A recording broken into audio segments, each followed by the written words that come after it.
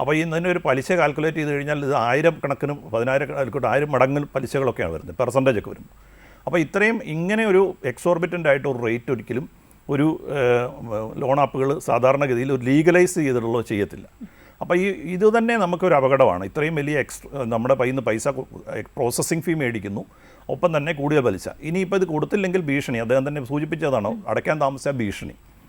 ഇത് നമ്മളുടെ reserve bank 2022 കൃത്യതയോടുകൂടി ഇതിനൊരു ഗൈഡ് ലൈൻസ് ഇറക്കിയിട്ടുണ്ട്, എങ്ങനെയാണ് ലോൺ ആപ്പുകൾ അല്ലെങ്കിൽ ഡിജിറ്റൽ പേയ്മെൻറ്റ് സംവിധാനം കൊടുക്കുക എന്നുള്ളത്. അപ്പോൾ അതിന് കൃത്യമായിട്ട് എത്രയാണ് ഇൻട്രസ്റ്റ് എന്ന് പറഞ്ഞിരിക്കണം, അത് എത്രയാണ് ടോട്ടൽ റീപേയ്മെൻറ്റ് എത്ര വാല്യൂ ആകുമെന്ന് പറഞ്ഞിരിക്കണം, ഡിഫോൾട്ട് ആയി കഴിഞ്ഞാൽ എന്താണ് പെനാൽറ്റി എന്ന് പറഞ്ഞിരിക്കണം. ഇതിന് ഇന്ത്യയിൽ ഒരു രജിസ്റ്റേർഡ് ഓഫീസ് ഉണ്ടായിരിക്കണം. ആ ഓഫീസ് കൂടാതെ ഒരു ഗ്രീവൻസ് ഓഫീസർ ഉണ്ടാവണം. ആ ഗ്രീവൻസ് കിട്ടിയാൽ 30 ദിവസത്തിനുള്ളിൽ ഗ്രീവൻസുകൾ റിഡ്രസ് ചെയ്യുന്ന സംവിധാനങ്ങൾ ഉണ്ടാവണം. അവർക്കൊരു ഔദ്യോഗിക വെബ്സൈറ്റ് ഉണ്ട്. അപ്പോൾ ഇങ്ങനെ കുറേ കണ്ടീഷൻസ് ഉണ്ട്. ഇതൊന്നും ഈ പറഞ്ഞ കാര്യങ്ങളിൽ ഉണ്ടാവത്തില്ല.